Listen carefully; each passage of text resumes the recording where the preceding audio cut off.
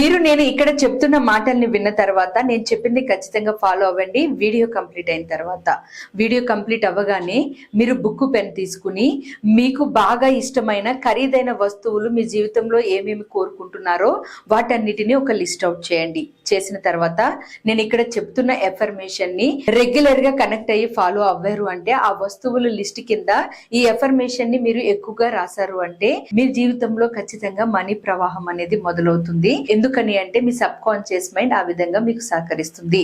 Affirmation ఏంటి అంటే, నేను కోరుకునే ఖరీదైన వస్తువులన్నిటినీ కొనుక్కునే శక్తి సామర్థ్యం నాలో ఉన్నాయి, వాటన్నిటికీ నేను పూర్తి బాధ్యత వహిస్తున్నాను.